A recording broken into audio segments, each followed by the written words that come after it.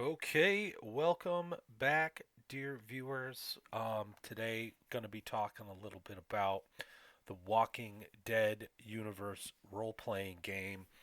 Uh, wasn't really going to do this video today, mainly because I was supposed to have my second session of the Walking Dead game with my in-person crew, but due to weather, we figured it'd be best not to do any traveling today. We're supposed to get hit with a snowstorm.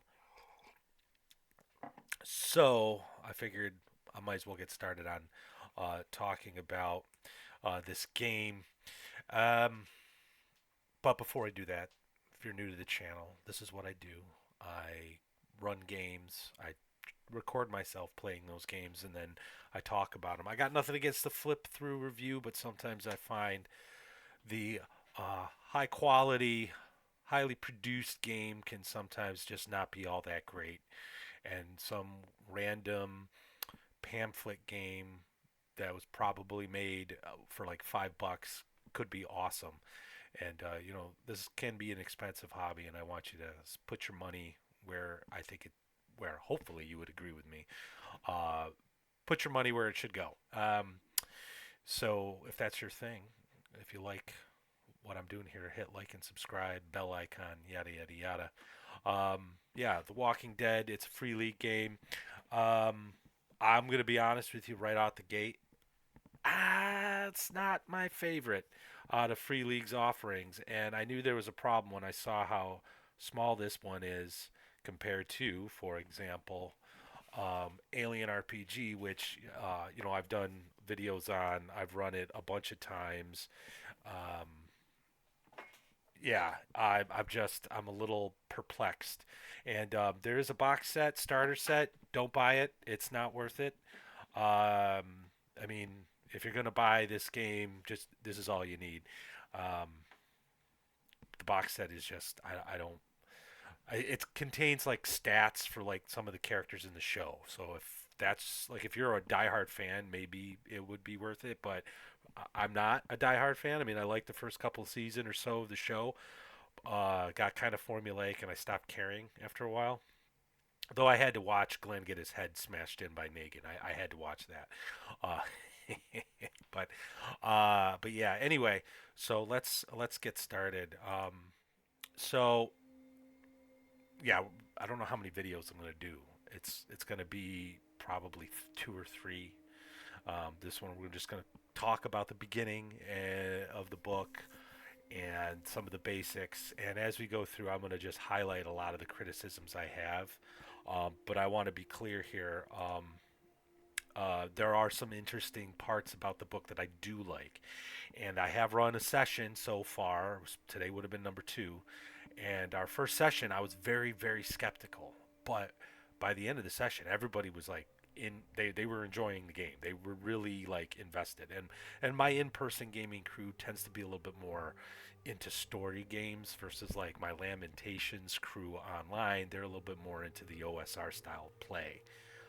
Um, so so yeah, so basically my general impression is if you're looking for a game that emulates the show, The Walking Dead RPG does it very well. I mean, like it is the show, and we'll talk a little bit about that probably in a later video when I start talking about how to run the game.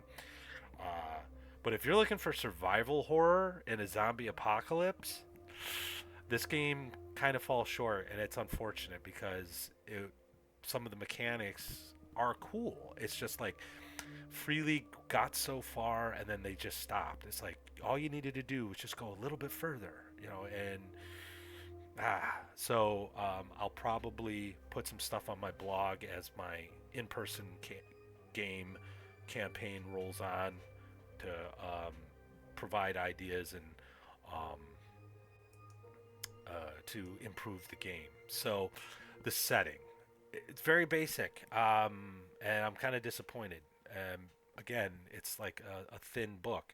I the Alien RPG in contrast, like you got all kinds of information about the corporations, the political factions. Like you could easily all this information you could draw from to kind of create whatever you know story arcs and plots and all that stuff. Here they just kind of talk a little bit about like what happened, and they kind of give you a sense of like the people who survived and their attitudes, which I guess is important. But there's really not a whole lot, and it feels kind of thin to me. I mean, I don't know if this is because of the AMC license. It takes place in a near future Earth, so how much development do you really need?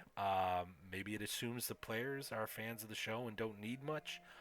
I don't know. I don't know. What I decided to do, I mean, they do talk a little about this like wildfire virus in the book, but what I decided to do is have a little fun with it. I just said, if you got jabbed with the COVID vaccine, uh, the zombie was like an unintended like side effect or something, and my in-person crew thought it was funny, so that's what I went with. Um, the book does provide you with a map of Northeast Georgia, and it's set up like a grid. And I will be talking about the sandbox nature of this game in a later video. Um, but it does give you one and a kind of a campaign to start off with. It's not completely developed, but it is there for you to work with if you prefer to use that. And like Alien, there are two types of ways to run The Walking Dead. Like you can do, um, one-shot survival scenario is what they call it, or an ongoing campaign, and they even encourage you to sort of divide up your campaign into seasons. So like season one, there's like one major issue or a couple interlocking challenges or something, and then when that's done, you take a break from the game for a little while, and then you have a season two, and la da da da da. Like I said, it's very much like the television show in that regard. Mechanics and gameplay, if you're familiar with Free League, it's the Year Zero game engine. I love this game engine. I think it's very versatile. I think it's a strength. And but basically, yeah, you use dice pools, D6s, and they're generated by taking your ranks in your attribute and then the ranks in your skill, add them together, and that's how many dice you roll. Okay, if you roll at least 1 6, you were successful in the task. You can push your rolls, which is a re-roll, but when you do, you add stress, and a stress point translates into a stress dice that gets put into your dice pool. And if that die rolls a 1, you make a mistake. In Alien, it's a panic, and you have to roll on a chart to see if you panic. Here, it's a mistake happens. So you could be successful, okay, but still make a mistake, and that'll alter what's happening in the scene. Okay, if you roll a 1 on your stress die, initially you cannot push the roll, so you're kind of stuck with whatever you got. So if you did not succeed and you rolled a 1, you're going to be in trouble. Um, Equipment can give you bonuses to your dice pool. You can get assistance from friends who can add a die to the dice pool. But it's important to know only one roll can be made, so there's none of this, you know, player A fails, and then player B goes, well, I'm going to try. No, nope, nope, nope, nope, nope. If player B wants to try, he needs to assist player A by adding a die to the dice pool. Okay. Sometimes opposed rolls happen, and that's basically both sides roll. Whoever has the most successes wins. Um, and the game master has the discretion to declare certain actions to be more difficult, requiring additional successes beyond the first. So if it's moderate difficulty, you might need 2 successes on a die. So 1 6 isn't going to cut it, right? Um, what is interesting is this is the first time I've seen this in a free league game. Um, I don't know if it's a new thing or not. It feels new to me, but they're incorporating other dice mechanics in this game.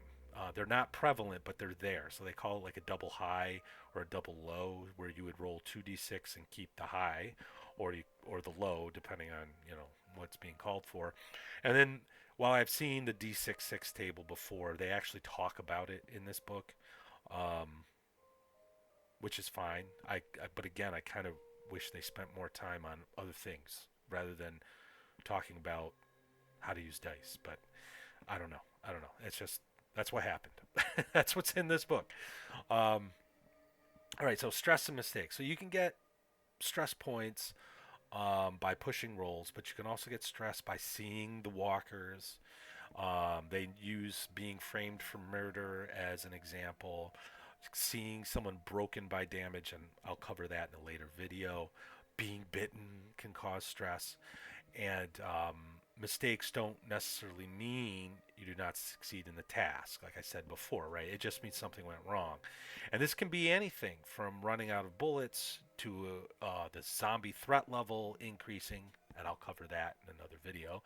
Um, you might get attacked by a zombie, or maybe you get hurt. There's a lot. It's supposed to be kind of open to interpretation. So like this is actually some art that I got because I backed this right, backed the Kickstarter, and I got an art book. It's got all the art from the books in this separate PDF, and this is one of the art pieces. I love the art, by the way. I think the art's great. But so here she is. She's trying to climb right to escape the zombies. Um, let's say she's already got a one stress point, right? Because she sees zombies, and she's got to make this climb roll. Essentially, would probably be a force um, check, right? And let's say she fails initially, so she pushes the roll. So now she's got two stress dice, right? But when she pushes that roll, she gets a success, but she also makes a mistake. There's a one that pops up. Okay, the game master might say, based on this scene, what we're looking at here, one of the zombies bit you in the ankle as you scrambled up. You know, that kind of thing. So another good example is they're trying to the group is trying to break open a door, right? It's stuck. So that would be definitely a force check. So um, and let's say two guys are going to help each other out to try to bust the door down. So two guys are going to shoulder in this door. So plus one die to the dice pool, right? They already have some stress, we'll say, and they get it open, but they make a mistake. Well, what's that mistake? Well, it was too loud, so therefore the threat level of the zombies goes up, and they start seeing walkers coming down the street. You know, so that's sort of like how this mechanic is sort of plays out. Um, there is a lot of abstraction in this game. And that's where a lot of and I guess it's necessary because you got to interpret these dice pools, but it just seems more abstract than I've seen in Alien, for example, or Forbidden Lands, or even Vossen. You know, so it's this abstraction I think um, is going to cause problems with this game, and I'm going to be able to demonstrate part of that later on in this video. This is the most story game I've seen from Free League, by the way. I think of story games and OSR, type games as sort of like on a sliding scale, and I think Free League is kind of story gamey, generally speaking, because of the dice pool system. Um, where the Forbidden Lands, in my opinion, is a little bit more towards OSR style play, but The Walking Dead is like way over into story game land, like what's that? Uh, Blades in the Dark, Band of Blades. It kind of feels like, and it is that way. Like when we played it last month with my in-person crew, like it was a lot of like, well, this is what my character does, and this is what it looks like, and then like this give and take as we sort of like develop this narrative. Um, so this might not be your thing. I don't know, but like I said, though, we did have fun. We did have fun playing it. It's just the abstraction is kind of an issue. So, character generation. Two things happen during character generation. You make a character, but then you make a haven, your home base, and that's actually a really interesting and cool feature of the game. Um, so we'll just start with character generation. If you've made characters from Free League, this is going to look very similar. I mean, it's the exact same thing. You pick an archetype, and they all the archetypes come from the show. Though there's the criminal, the doctor, the farmer, the homemaker, the kid, the law enforcer, the nobody, the outcast, the politician, the preacher, the scientist, and the soldier. Um, I find this interesting. Well, let me rephrase. This is typical, so I wasn't surprised when I saw this.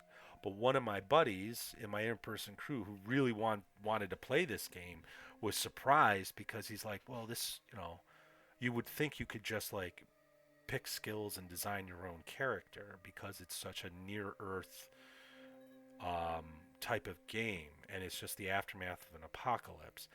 And I couldn't help but agree. And the game does have a little sidebar to recommend or to advise that you can do that if a player has their own idea about something. Um, but again, this is kind of trying to emulate the show. So these archetypes there, and if you look at some of the artwork, it looks like some of the characters look like Michonne, or I can't remember the preacher guy's name in one of the earlier seasons. But some of them actually look like they're straight from the show. These look really cool art, watercolor type art, pieces of art. All right, choose a name, yada yada yada. Choose an issue and a drive. Okay, here's the story game stuff, guys. And this is actually really what this game is about: issues, because the issues get turned into challenges, and I'll cover that in a later video. But issues are things about your character that are problematic and or challenging about them. It's supposed to be a role-playing aid, but it's also a way for the game master to develop challenges that become something that has to be dealt with. Okay, um, and a drive is another role-playing tool, but it also gives you an opportunity once per game to add 2 dice to your dice pool, um, and it's this thing that just motivates your character. Um, but you can lose your drive. And I should point out, issues can change too. They just have to do it in between sessions, and you always have to have at least one issue because it's just part of the game. And if you've watched The Walking Dead, I mean, it's a lot of like, "Oh, dude, are you all right? Yeah, man, I'm just really depressed and down because it's the zombie apocalypse. Yeah, man. Oh crap, zombies! We gotta run. I mean, and that's what this game kind of emulates. Um, so that might not be your thing. Like I was looking for zombie apocalypse survival horror, and again, you'll see. So, all right, attributes and skills. If you're familiar, this should be familiar. I mean, there's 4 attributes. You spend points to, you know, give yourself ranks in them. No skill, attribute can be lower than a 2 or higher than a 4 unless it's your archetype's primary attribute, in which case you can bring it up to a 5. Similarly, you can uh, put points into your skills, and they're limited to no more than 3 if it's one of the archetypes type skill, and no more than 1 if it's not part of your archetype's chosen skills. Um, but that's pretty standard for Free League. Similarly, you'll see this everywhere in a lot of their games. You get a talent, and the archetypes have talents that are associated with them, and talents are essentially give you a bonus in certain situations, or an advantage of some kind. There's a general talent list that later on you can pull from once you start spending experience points. And similarly to other games, there's starting gear. What I like about this is that it's randomized. It's not just like, okay, here you get a gun and you get like an Alien. You'd have like options. You can pick this gun or that gun. You can pick uh, a I don't know, binoculars or a flashlight. Here is you roll up to 3 times, and you might get something cool like a car, but then you got to roll and see if it's broken down or something. You might get a weapon. You might get one of my players actually got like 6 Molotov cocktails he started the game with, and 6 or 7. Or no, how many? Yeah, I think 6 bottles of moonshine. And his character happened to be an alcoholic too, so it was like perfect. Um, And it was pretty funny too because he was rip roaring drunk while the zombies were attacking.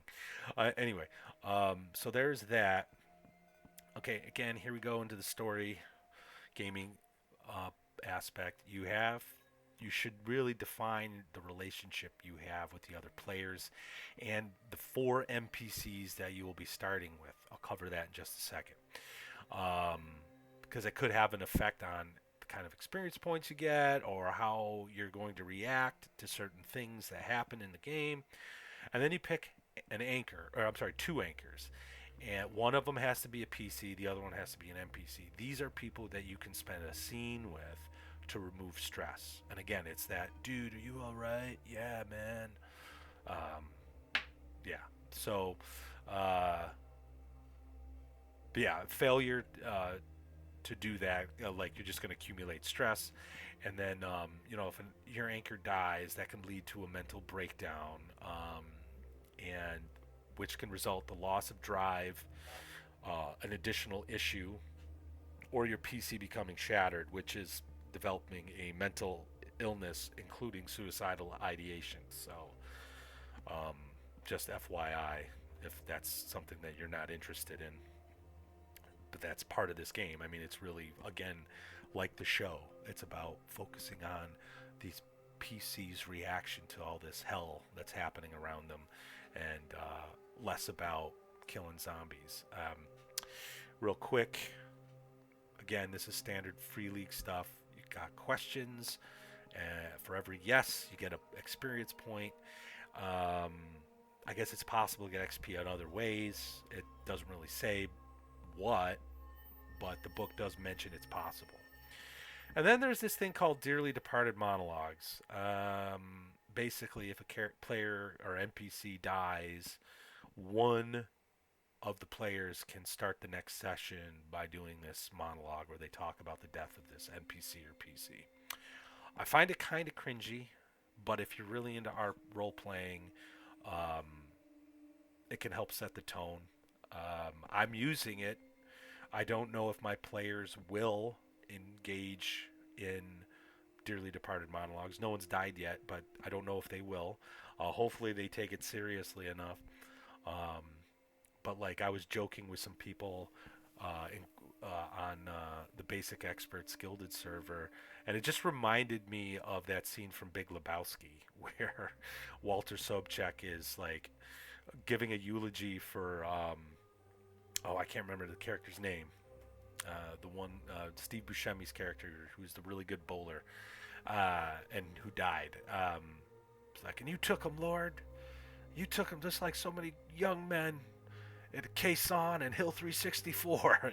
Like I don't know, but maybe it's something you like if you're into the story game type things. I I don't know if I was a player. I don't know if I'd ever do a Dearly Departed monologue. But as a game master, I'm allowing it because it's A in the rule book, and B, my players might like it. They might actually enjoy it. I don't know. So we're gonna find out. We're gonna find out because zombies are attacking their haven. That's where we ended off last session, and one guy got bit, and there's going to be an emergency amputation. That's what I was hoping to see what happens today. Sadly, we had to cancel that game. Um, these experience points, by the way, you spend, and you can get increased skills and new talents, and it's basically 10 XP per skill point that you use, that you buy, and per talent. Okay, let's talk about the Haven. This was awesome when I saw it, and then I started reading it, and I got really bummed out. So after character generation, the players have to discuss their starting haven, their home base, and your first session generally starts there, and maybe they decide to figure out something.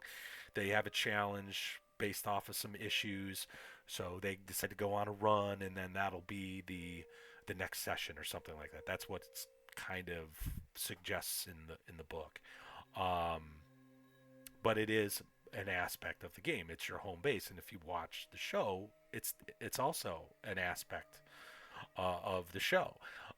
Havens have two attributes: defensive capacity, and one will start at rank 2, the other will start at 1. Okay, Obviously, the higher the rank, the more defense it is, or the more capacity it has. So defense is essentially how long it's going to take for walkers to destroy it. But it also gives you bonus dice for when you're defending the haven against non-zombie um, adversaries.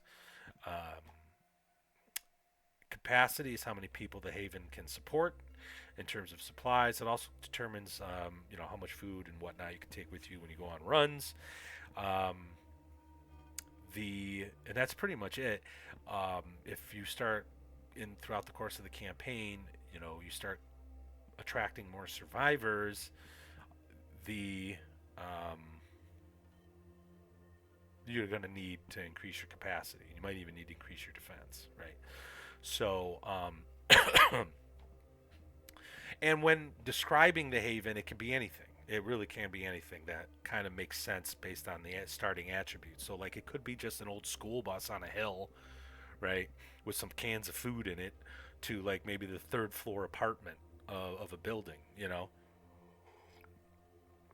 The Havens also have issues. Some of them might even be secret and the players don't know about. It could be anything from a leaky roof to a hidden entrance, and that's it could be anything. And these issues will get turned into challenges. I'll cover that in a later video, the next one. Um, and then when developing the Haven, there's a chart you roll to see what 4 NPCs are part of your group.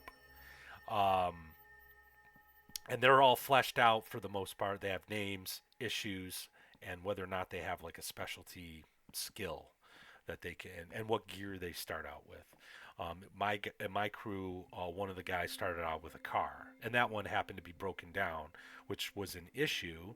And so the challenge was we got to go get car parts, and that resulted in the chaos that ensued when they left the Haven to go find car parts to fix it up. Um, uh, but yeah, I'll cover challenges and whatnot in a later video. So Haven's attributes can be improved by having the PCs and NPCs start projects. And this takes time in game and could also generate a challenge and the need to go on a run for supplies. This is where my biggest complaint is. Um, it is so completely underdeveloped, the Havens. The book devotes a whopping 2 pages, maybe three, to Haven's development and projects. And this is an example where the abstraction is just too abstract. Um, there are some examples, but they're odd. Like beehives, for example. Like I can't take a beehive and extrapolate off of that um, to figure out whether or not like my players want to build a shed or something. You know what I mean? Like uh, and if you're going to go abstract, you got to give me something to work with. Otherwise you're opening the door to arguments. Well, I could build a shed in like 2 days, or whatever. I was really bummed out about this, especially when I did a little research. And I've never played, nor do I own Mutant Year Zero, but I heard that there's a home base in that called an Ark. And in my research, the Ark development was like everyone's like favorite part of the game, and I'm like, and I hear it's like got a lot in it, and I'm like, why didn't Free League just import this idea into their game? I mean, sure, it would have been a thicker book, but I would have been okay with that. I think all of us would have been okay with that. I know my in-person crew would enjoy, fixing up a Haven and developing it and doing stuff with it. So, kind of disappointed here. Again, this is an example where it's like they started on it, they had a good idea, and then they just didn't go further enough with it. So I'm planning on hunting down a copy of Mutant Year Zero and seeing if I can import it into my game. My thought is, being Year Zero game engine, it shouldn't be too difficult to plug and play, kind of like what you would do with like an OSR game, right? So, but that's it for today. That's character generation. That's the basic mechanics. next video I'll start talking about what the GM does to like run the game and some of the rules that are in there, and how to develop challenges. And probably video 3, I'll go over the sandbox generation that the book comes in, because it's actually pretty cool. I really like it, um, but there is a lot of work, prep time to kind of like start your campaign. So, but anyway, thanks for watching, y'all, and I hope y'all have a great rest of your weekend. Stay warm if you're in the colder parts of the states. Um, Stay cool if you're in a place that's really hot. I guess I don't know. And I'll see you later. Take care.